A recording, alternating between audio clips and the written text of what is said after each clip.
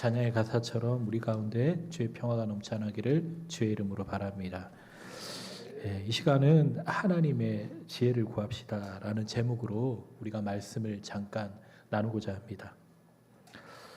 여러분, 어떤 위치든지 리더에게 있어서 가장 필요한 것은 지혜입니다. 밑에서 볼 때 내가 저 자리에 올라가면 저렇게 안 하고 잘할 것 같은데 라고 그렇게 하지만 막상 자기가 그 자리에서 앉아보면 생각지 못한 여러 가지 상황들이 발생하는 것을 볼 수 있습니다. 그런 가운데 후회될 만한 일들을 하는 경우가 많습니다.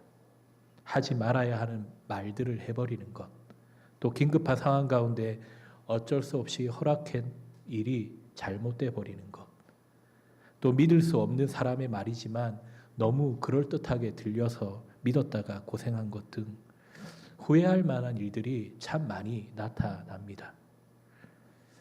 그 모든 것들은 결국은 지혜가 부족해서 일어나는 일입니다. 인간적인 지혜나 지식과 능력, 기술이 아니라 바로 하나님의 지혜가 부족했던 것입니다. 세상적으로 볼 때 뛰어난 학벌과 실력과 외모와 또 지위를 가지고 있어도 수많은 리더들이 무너지는 원인은 바로 하나님의 지혜가 없기 때문입니다.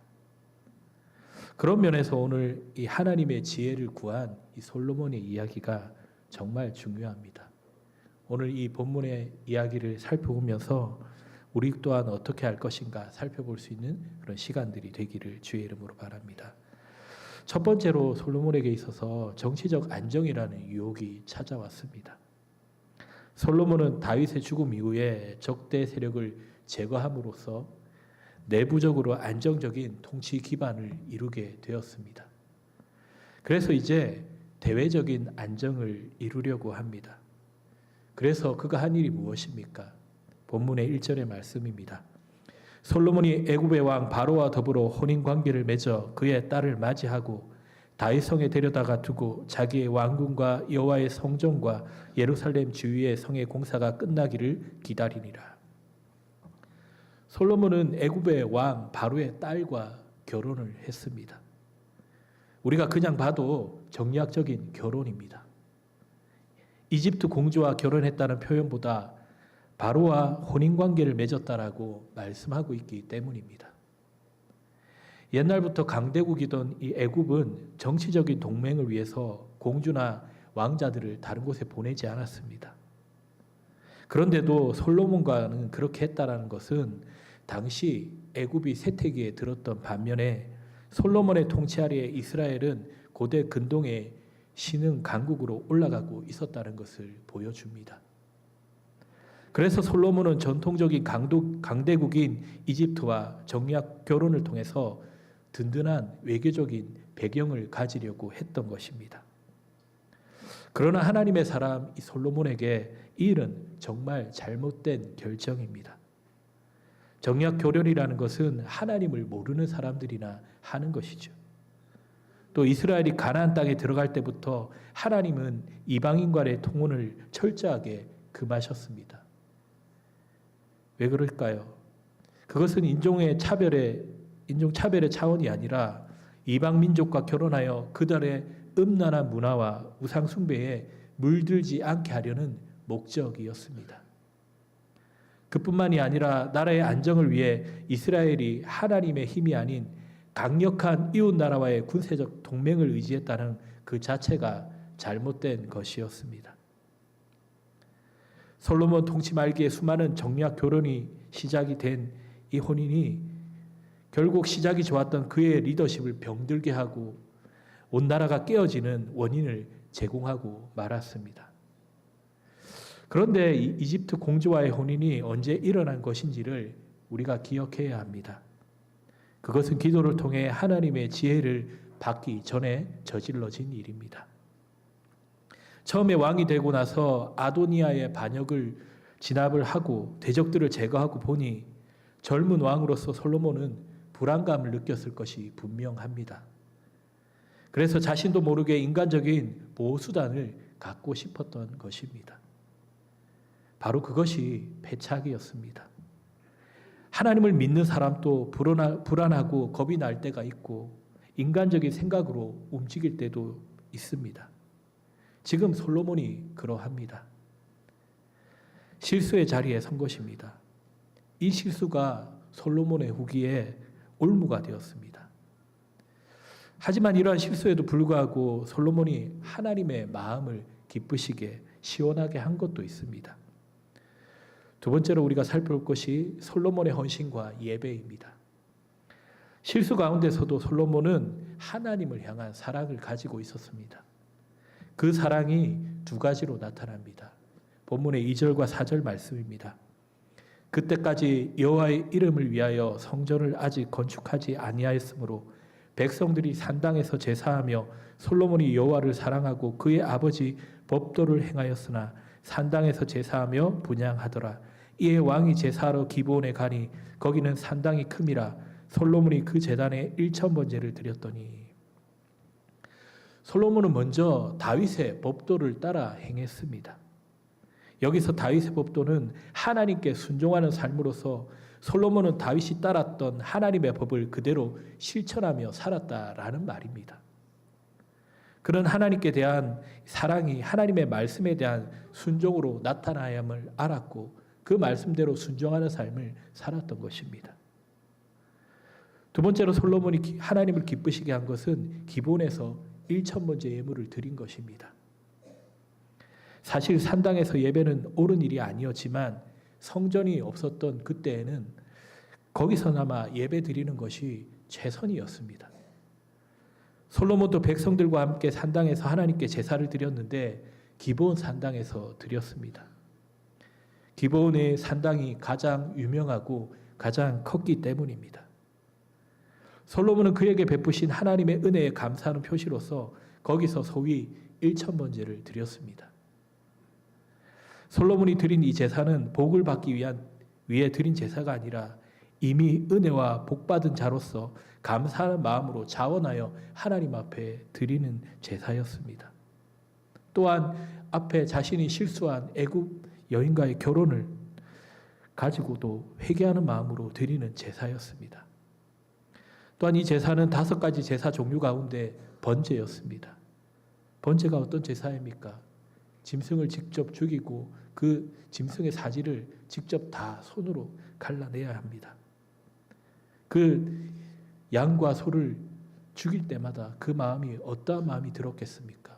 내 죄가 이렇게 커서 내 대신 이 생명이 죽는구나라는 안타까운 마음을 가지지 않았겠습니까? 솔로몬은 기브온 산당에서 1,000마리의 짐승을 번제물로 이렇게 드린 것입니다. 열왕기서의 저자는 솔로몬이 1,000번제를 드렸다고 기록하고 있고 또 역대기 저자는 솔로몬이 회막 앞에 있는 놋단 위에 1,000희생으로 번제를 드렸다라고 언급했습니다. 두 성경의 본문을 요약하면 솔로몬의 1,000번제는 1,000마리의 짐승을 태워드리는 제사인 번제였다라는 의미로 해석할 수 있습니다. 그리고 그것은 한 번의 이벤트성의 예매를 의미하는 것이 아닙니다. 원어를 살피면 계속형의 단어를 사용하고 있습니다. 이러한 예배가 계속 이어졌다라는 것이죠. 끊임없는 예배로 하나님 앞에 나아갔던 것이 바로 솔로몬의 모습이었다라는 것입니다. 이렇듯 다윗의 법도를 행하며 예배에도 최선을 다했던 솔로몬은 사역과 예배의 양축을 확실하게 다져 놓은 것입니다. 둘 사이의 균형이 아주 잘 잡혔습니다. 그리고 바로 이것이 하나님의 마음을 기쁘게 해드린 것입니다. 흔히 우리가 하나님이 솔로몬의 꿈에 나타나서 소원을 묻고 지혜를 주신 것만 생각할 수 있는데 그것은 저절로 된 것이 아니라는 것을 생각할 수 있습니다. 솔로몬은 왕이라는 그 바쁜 일정 가운데서도 1,000번제를 직접 가서 드리고 그러한 예배를 지속적으로 드릴 정도로 뜨겁게 기도와 예배로 하나님 앞에 나아갔다라는 것입니다. 비록 그에게 실수가 있었지만 동시에 그는 하나님의 말씀대로 살기 위해 몸부림쳤다라는 것입니다. 하나님은 바로 그러한 솔로몬을 기뻐하시고 소원대로 지혜를 주신 것입니다. 하나님의 지혜는 이렇듯 하나님께 전심으로 나아가며 예배하는 사람, 즉 하나님의 말씀대로 사는 사람에게 부어지는 큰 축복입니다. 하나님이 왜 나에게 솔로몬과 같은 지혜를 안 주실까?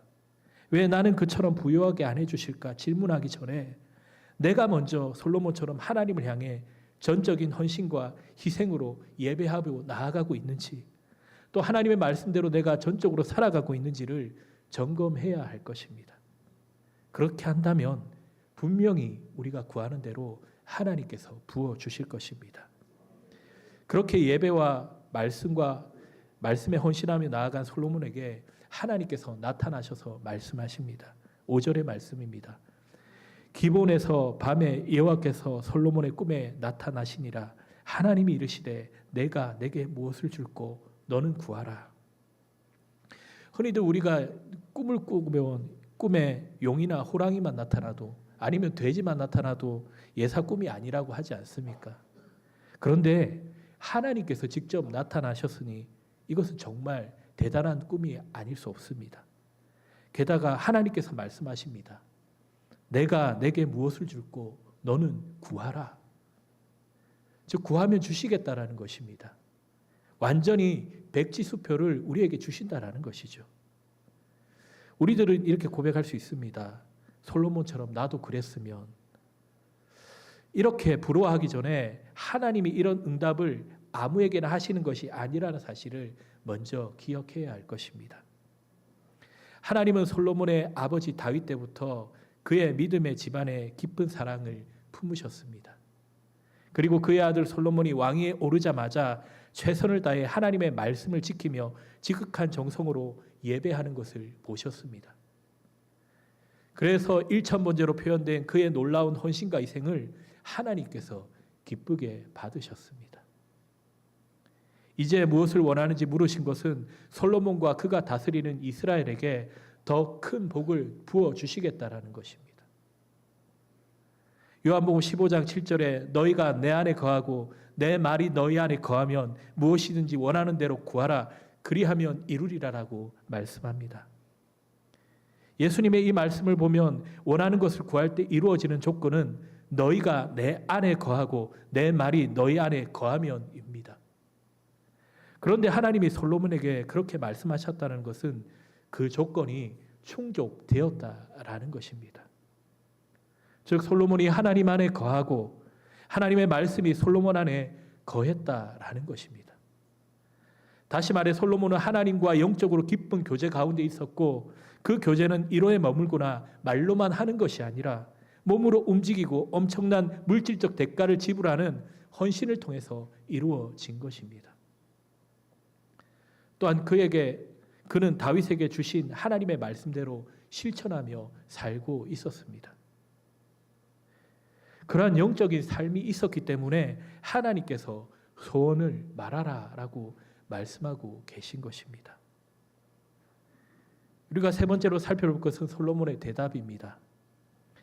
원하는 것을 구하라고 하시는 하나님께 솔로몬은 세 가지로 대답하고 있습니다. 첫 번째로 그는 하나님의 은혜를 고백합니다. 6절 말씀에 솔로몬이 이르되 주의 종 내 아버지 다윗이 성실과 공의와 정직한 마음으로 주와 함께 주 앞에서 행함으로 주께서 그에게 큰 은혜를 베푸셨고 주께서 또 그를 위하여 이 큰 은혜를 항상 주사 오늘과 같이 그의 자리에 앉을 아들을 그에게 주셨나이다. 솔로몬은 먼저 자신이 왕위에 오른 것은 철저히 하나님의 은혜임을 고백하고 있습니다. 여러분 최고의 위치에 올라간 사람이 이런 겸손한 고백을 하는 것은 결코 쉽지 않은 일입니다. 대개 조금만 돈이 잘 벌리고 일이 잘 풀리면 기고만장해지며 우쭐해하는 것이 바로 인간의 본성의 모습입니다. 그런데 솔로몬은 왕이 된 것을 하나님의 전적인 은혜로 돌리고 있습니다. 우리의 삶도 이 솔로몬의 고백과 같은 삶이 되기를 바랍니다. 높은 자리에 올라갔을 때, 원하는 학교나 직장에 들어갔을 때, 사업이 잘 될 때, 유명해졌을 때, 이 모든 것은 하나님의 은혜입니다 라고 진심으로 고백할 수 있기를 주의 이름으로 바랍니다. 그렇습니다. 참된 하나님의 사람은 성공을 자기 자신이 아닌 하나님께로 돌리는 자입니다. 그러한 모습이 우리의 삶 가운데 언제나 나타나기를 바랍니다. 둘째로 자신의 연약함을 고백하였습니다. 7절에 나의 하나님 여호와여 주께서 종으로 종의 아버지 다윗을 대신하여 왕이 되게 하셨사오나 종은 작은 아이라 출입할 줄을 알지 못하고. 솔로몬은 두 번째로 자신의 연약함을 고백함으로 또 다시 겸손을 드러내고 있습니다. 솔로몬은 자기 자신을 가리켜 작은 아이라고 말하고 출입할 줄을 알지 못한다라고 고백합니다. 이것은 나이가 어리고 아무것도 모른다는 뜻이 아니라 솔로몬 자기 자신에게 이스라엘을 다스리는 데 필요한 능력과 경험이 너무 부족하다라고 고백하고 있는 것입니다. 그렇습니다. 솔로몬과 같이 하나님 앞에서 자신의 한계와 약함을 인정하며 나아가는 겸손한 사람에게 하나님은 큰 은혜를 베풀어 주십니다. 베드로전서 5장 5절에서 6절 말씀에 젊은 자들아 이와 같이 장로들에게 순종하고 다 서로 겸손으로 허리를 동이라. 하나님은 교만한 자를 대적하시되 겸손한 자들에게는 은혜를 주시느니라. 그러므로 하나님의 능하신 손 아래에 겸손하라. 때가 되면 너희를 높이시리라. 겸손히 하나님만을 구해서 은혜를 날마다 누리기를 주의 이름으로 바랍니다. 세 번째로 구한 것은 가장 필요한 것을 정확히 알고 구한 것입니다. 8절에서 9절 말씀을 보면 주께서 택하신 백성 가운데 있나이다. 그들은 큰 백성이라 수요가 많아서 셀 수도 없고 기록할 수도 없사오니 누가 주의 이 많은 백성을 재판할 수 있사오리까. 듣는 마음을 종에게 주사 주의 백성을 재판하여 선악을 분별하게 하옵소서라고 합니다. 솔로몬은 하나님의 백성을 다스려야 하는 무거운 책임과 관련해서 가장 필요한 것이 무엇인가를 정확히 알았고 그것을 구했습니다. 그럼 공부를 잘하는 학생과 못하는 학생의 차이가 무엇인 줄 아십니까? 공부를 못하는 학생은 자기가 무엇을 모르는지 모르는 반면에 공부를 잘하는 학생은 자기가 모르는 것이 무엇인지 정확하게 안다라는 것입니다. 그래서 질문의 초점이 정확합니다. 영적으로도 이것은 마찬가지입니다. 기도할 때 이것저것 다 해달라고 정확하게 말하며 횡설수설한다면 그것은 영적으로 바르게 서 있지 못하다라는 말이 됩니다. 말씀과 성령으로 충만하면 영적 핵심을 짚을 수 있습니다. 오늘 솔로몬이 그랬습니다. 나중에는 그도 하나님을 떠나 우상을 섬김으로 흐려졌지만 최소한 이때는 하나님 앞에 바로 서 있었기 때문에 자기의 가장 중요한, 가장 필요한 것이 무엇인지를 정확하게 알고 그것을 구했던 것입니다. 리더십은 사람을 다루는 일입니다. 솔로몬은 그것을 잘 알고 있었습니다. 여러분, 이 세상에는 별의별 종류의 사람들이 다 있습니다. 인종적으로도 얼마나 다양합니까? 그렇게 다양한 사람들이 어울려 살다 보니까 세상에는 수많은 갈등이 일어나고 서로 충돌하기도 합니다. 서로 손해를 안 보기 위해서 또 자기를 방어하려고 그러다 보니까 서로 속고 이중 삼중으로 스크린을 치고 이렇게 행동을 하는 것이죠. 솔로몬의 때도 마찬가지입니다. 서로 얼마나 견제하고 대립하며 살아갔겠습니까? 왕은 그 모든 복잡한 상황의 한가운데 서서 서로의 의견을 들으면서 확실한 통치 철학과 신념을 가지고 나아가야 하는 사람입니다. 그것은 교과서나 학교에서 배울 수 있는 것이 결코 아닙니다. 사람의 마음을 읽고 이해하고 다스리는 지혜는 오직 하나님께로만 옵니다. 바로 그것은 솔로몬이 알고 있었다라는 것입니다. 그래서 주님의 말씀을 묵상하고 실천하며 기도와 예배로 주님 앞에 엎드린 것입니다. 시편 119편 98절에서 100절에 이렇게 말씀합니다. 주의 계명들이 항상 나와 함께함으로 그것들이 나를 원수보다 지혜롭게 하나이다. 내가 주의 증거들을 늘 읊조림으로 나의 명철함이 나의 모든 스승보다 나으며 주의 법도들을 지킴으로 나의 명철함이 노인보다 나으니이다. 바로 이러한 것이 다윗의 법도입니다. 그렇습니다. 솔로몬은 아버지를 통해 주신 하나님의 말씀을 늘 묵상했습니다. 하나님의 지혜는 나를 원수들보다 더 지혜롭게 해주어 승리를 안겨다 줍니다. 특별히 모든 스승들보다 더 지혜롭게 하여서 세상의 학문보다 탁월하게 해줍니다. 젊은 리더라 할지라도 하나님의 지혜로 충만하게 되면 놀라운 리더십을 발휘할 수 있게 되어진다는 것입니다. 그런데 9절에서 주목해 볼 표현이 있습니다. 바로 듣는 마음이라는 뜻입니다. 지혜는 결국 하나님의 말씀을 잘 듣는 데서 나옵니다. 하나님의 말씀을 잘 들으니까 하나님의 뜻이 무엇인지를 정확하게 알게 되고 또 그대로 말하고 행동하게 되는 것입니다. 결국 지혜가 무엇입니까? 하나님의 뜻을 삶 속에서 실천하는 능력입니다. 지혜는 결코 인간적인 꾀가 아닙니다. 지혜는 머리의 문제가 아니라 마음의 문제입니다. 마음으로부터 하나님을 사랑하고 진심으로 찾아야 합니다. 그리고 그러한 하나님의 음성에 비추어 사람들의 소리를 듣고 이해하며 분별하는 것입니다. 진정한 영적 리더의 지혜가 바로 이것입니다. 먼저는 하나님 앞에 꿇어 엎드려 하나님의 음성을 듣는데 최선을 다합니다. 그리고 그것을 기초로 해서 사람들의 소리를 듣고 그 사정을 이해할 뿐만이 아니라 참과 거짓을 분별해 나가는 것입니다. 이것을 이루어가는 우리 모두가 되어지길 주의 이름으로 바랍니다. 마지막으로 이것에 응한 하나님의 반응입니다. 이렇게 하나님의 뜻을 행할 지혜를 구한 솔로몬에 대해 하나님의 반응이 무엇입니까? 10절에서 11절의 말씀입니다. 솔로몬이 이것을 구하매 그 말씀이 주의 마음에 든지라. 이에 하나님이 그에게 이르시되 내가 이것을 구하도다. 자기를 위하여 장수하기를 구하지 아니하며 부도 구하지 아니하며 자기 원수의 생명을 멸하기도 구하지 아니하고 오직 송사를 듣고 분별하는 지혜를 구하였으니. 이스라엘의 리더로서 올바른 소원을 구한 솔로몬에게 하나님은 아주 흡족하셨습니다. 그토록 기뻐하신 이유가 무엇입니까? 바로 자기를 위해 구하지 않고 주님의 백성을 잘 인도할 지혜를 구했기 때문입니다. 자기를 위한다는 말이 무엇입니까? 이기적인 욕심과 세속적인 욕망을 말합니다. 이것을 하나님은 세 가지로 말씀하십니다. 장수를 구하는 것으로 오래 살고 싶은 욕망이고요. 둘째로 부를 구하는 것으로 세상에서 부귀와 영화를 누리고자 하는 욕망입니다. 세 번째로 자기의 원수의 생명을 멸하기를 구하는 것으로 정복 욕구 내지는 군사적인 강력함을 통해 패권을 잡고자 하는 욕망입니다.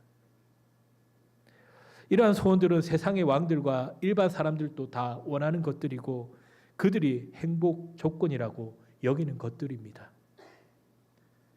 그런데 그런 것들을 다 가져도 진정한 만족을 얻는 것이 아니라는 사실을 솔로몬은 간파하고 있었습니다. 그래서 그런 것들을 구하지 않고 하나님의 지혜를 구했습니다. 하나님의 지혜만 있으면 그 모든 것들이 따라오기 때문입니다. 그러한 솔로몬의 대답이 너무 좋으셨던 하나님은 그가 구한 지혜뿐만이 아니라 그가 구하지 않은 부와 영광과 장수까지도 주신다라고 약속해 주셨습니다. 12절과 14절의 말씀입니다. 내가 내 말대로 하여 내게 지혜롭고 총명한 마음을 주노니 내 앞에서도 너와 같은 자가 없었거니와 내 뒤에서도 너와 같은 자가 일어남이 없으리라.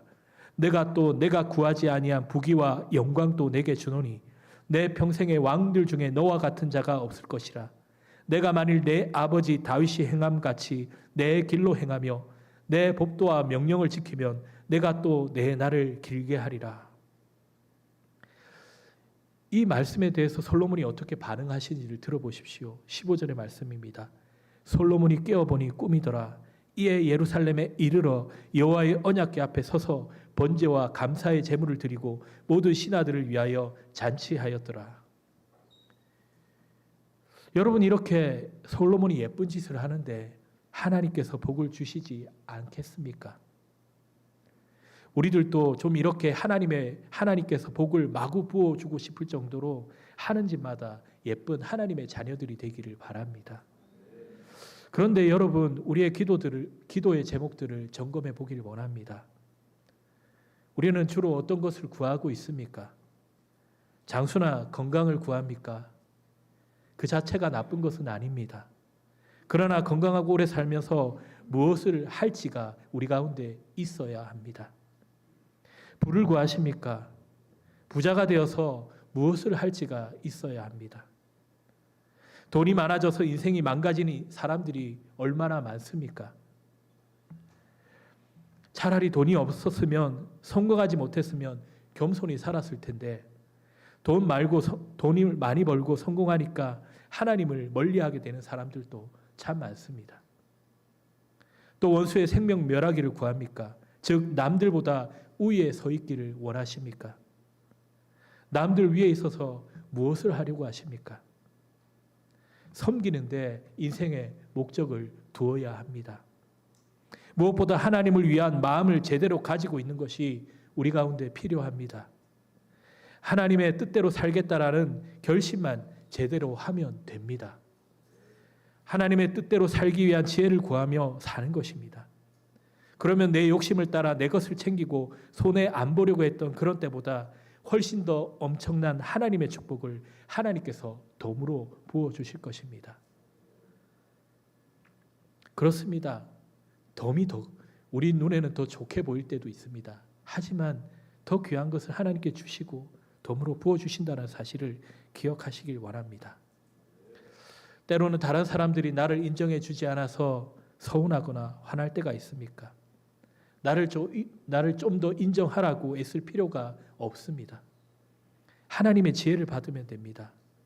하나님의 지혜란 높은 IQ나 명석한 두뇌가 아니라 성령 충만한 마음입니다. 하나님을 사랑하고 그분과 깊이 교제하면 하나님의 지혜가 우리 가운데 주어집니다. 그럴 때 하나님은 나를 통해서 당신의 귀한 뜻을 이루어 갈 것이고 그 과정에 수많은 사람들에게 큰 유익을 끼치는 복된 인생이 되게 해 주실 것입니다. 우리 모두가 바로 그러한 복된 인생으로 살게 되기를 주의 이름으로 축원하고 바랍니다. 하나님이 주시는 놀라운 것을 진정으로 받아들이는 솔로몬과 같이 축복된 인생이 되기를 주의 이름으로 바랍니다. 우리 다 같이 기도했습니다.